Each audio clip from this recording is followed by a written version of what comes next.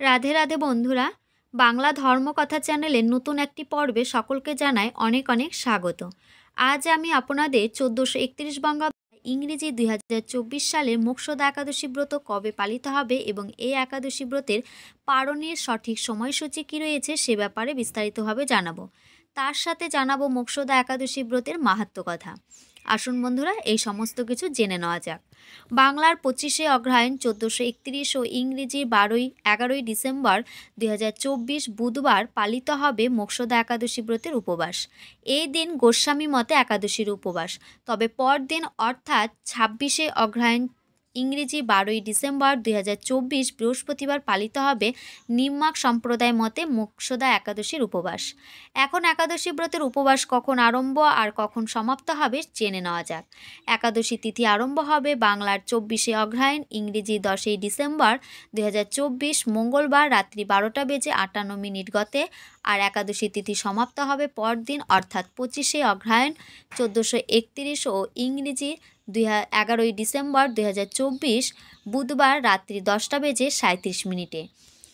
বন্ধুরা, গোস্বামী মতে একাদশীর পালন হবে বাংলার 26শে অগ্রহায়ণ 1431 ও ইংরেজি 11ই ডিসেম্বর 2024 বৃহস্পতিবার সকাল 6টা বেজে 37 মিনিট থেকে বেলা 9টা বেজে 45 মিনিটের মধ্যে। আর নিম্বার্ক সম্প্রদায় মতে একাদশীর পালন হবে বাংলার 27শে অগ্রহায়ণ 1431 ও ইংরেজি 13ই ডিসেম্বর 2024 শুক্রবার সকাল 6টা বেজে 13 মিনিট থেকে সকাল 9টা বেজে 46 মিনিটের মধ্যে। বন্ধুরা, এবার জেনে নিব মোক্ষদা একাদশী ব্রতের মাহাত্ম্য কথা। যুধিষ্ঠির বললেন, হে বিষ্ণু, আপনাকে আমি বন্দনা করি। আপনি ত্রিলোকের সুখদায়ক, বিশ্বেশ্বর, বিশ্বপালক ও পুরুষোত্তম। আমার একটি সংশয় আছে। অগ্রহায়ণ মাসের শুক্লপক্ষের যে একাদশী তার নাম কি, বিধি বা কী ও কোন দেবতা এই একাদশীতে পূজিত হন তা আমাকে বলুন। শ্রীকৃষ্ণ বললেন, হে মহারাজ, আপনি উত্তম প্রশ্ন জিজ্ঞেস করেছেন, যার মাধ্যমে আপনার যশ চতুর্দিকে বিস্তৃত হবে। এখন এই একাদশীর কথা আমি বর্ণনা করছি, যার শোনা মাত্রই বাজপেয় যজ্ঞের ফল লাভ হয়। অগ্রহায়ণ মাসের শুক্লপক্ষের এই একাদশী মোক্ষদা নামে পরিচিত। সর্বপাপ নাশিনী ও ব্রত সর্বশ্রেষ্ঠা এই একাদশীর দেবতা শ্রী দামোদর। তুলসী মঞ্জরি, ধূপ, দীপ ইত্যাদি উপাচারে শাস্ত্রবিধি অনুসারে শ্রী দামোদরের পূজা করতে হবে। পূর্ব বর্ণিত বিধি অনুসারে দশমী ও একাদশী পালন করতে হবে। এই উপবাস দিনে স্তবস্তুতি, নিত্যগীত আদিসহ রাত্রি জাগরণ করা কর্তব্য। হে মহারাজ, প্রসঙ্গক্রমে একটি অলৌকিক কাহিনী আমি বলছি।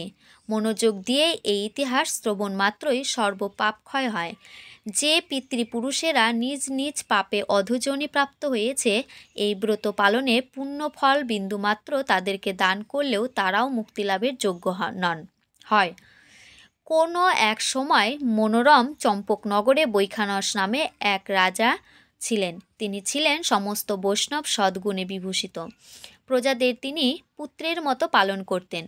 তার রাজ্যে বহু বেদজ্ঞ ব্রাহ্মণ বাস করতেন। রাজ্যের সকলেই ছিল বেশ সমৃদ্ধশালী। একবার রাজা স্বপ্নে দেখলেন যে তার পিতা নরকে পতিত হয়েছেন। তা দেখে তিনি অত্যন্ত বিস্মিত হলেন। পরদিন ব্রাহ্মণদের ডেকে বলতে লাগলেন, হে ব্রাহ্মণগণ, গত রাত্রিতে স্বপ্নে নরক যাতনায় পিতাকে কষ্ট পেতে দেখে আমার হৃদয় বিদীর্ণ হচ্ছে। তিনি আমাকে লক্ষ্য করে বলতে লাগলেন, হে পুত্র, তুমি আমাকে নরক সমুদ্র থেকে উদ্ধার করো।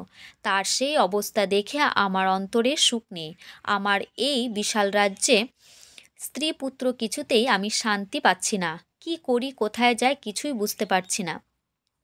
আমার পূর্বপুরুষেরা মুক্তি লাভ করতে পারেন এমন কোন পুণ্যব্রত, তপস্যা ও যোগের কথা আমাকে উপদেশ করুন। আমি তা অনুষ্ঠান করব। আমার মতো পুত্র বর্তমান থাকা সত্ত্বেও যদি পিতামাতা পূর্বপুরুষেরা যদি নরক যাতনা ভোগ করতে থাকেন, তবে সে পুত্রের কি প্রয়োজন? ব্রাহ্মণগণ বললেন, হে মহারাজ, আপনার রাজ্যের কাছেই মহর্ষি পর্বতমুনির আশ্রম রয়েছে। তিনি ত্রিকালজ্ঞ। তার কাছে আপনার মুক্তির উপায় জানতে পারবেন। ব্রাহ্মণদের উপদেশ শ্রবণ করে মহাত্মা বৈখানস তাদের সঙ্গে নিয়ে সেই পর্বতমুনির আশ্রমে গমন করলেন। তারা দূর থেকে ঋষিবরকে ষষ্ঠাঙ্গে প্রণাম করে তার কাছে গেলেন। মুনিবর রাজার কুশল বার্তা জিজ্ঞেস করলেন। রাজা বলেন, হে প্রভু, আপনার কৃপায় আমার সবই কুশল। তবে আমি একদিন স্বপ্নযোগে পিতার নরক যন্ত্রণা ও কাতর আর্তনাদ শুনে অত্যন্ত দুঃখিত ও চিন্তাগ্রস্ত হয়েছি। হে ঋষিবর, কোন পুণ্যের ফলে তিনি সেই দুর্দশা থেকে মুক্তি পাবেন, তার উপায় জানতেই আপনার শরণাগত হয়েছি। রাজার কথা শুনে পর্বতমুনি কিছুক্ষণ ধ্যানস্থ হয়ে বললেন, হে মহারাজ, পূর্বজন্মে তোমার পিতা অত্যন্ত কামাচারী হওয়ায় তার এরকম অধোগতি লাভ হয়েছে। এখন এই পাপ থেকে মুক্তির উপায় বর্ণনা করছি। অঘ্রাণ মাসের শুক্লপক্ষের মোক্ষদা একাদশী পালন করে সেই পুণ্য ফল পিতাকে প্রদান করো। সেই পুণ্যর প্রভাবে তোমার পিতার মুক্তি লাভ হবে। মুনির কথা শোনার পর রাজা নিজ গৃহে ফিরে এলেন। সেই পবিত্র তিথি আবির্ভাবে তিনি স্ত্রী পুত্রাদিসহ যথাবিধি মোক্ষদা একাদশী ব্রত পালন করলেন। ব্রতের পুণ্যফল পিতার উদ্দেশ্যে প্রদান করলেন। ওই পুণ্যফল দানের সঙ্গে সঙ্গে আকাশ থেকে পুষ্পবৃষ্টি হতে লাগল। হে পুত্র, তোমার মঙ্গল হোক। এই বলতে বলতে বৈখানস রাজার পিতা নরক থেকে মুক্ত হয়ে স্বর্গে গমন করলেন।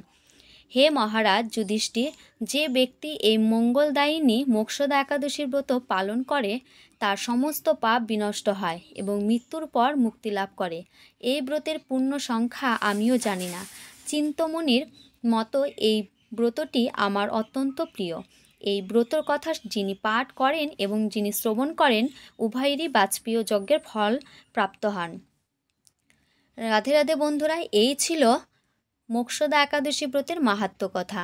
আশা করছি আপনাদের এই মোক্ষদা একাদশী ব্রতের মাহাত্ম্য কথা শ্রবণ করে ভালো লেগেছে।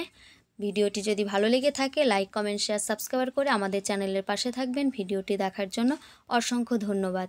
হরে কৃষ্ণ।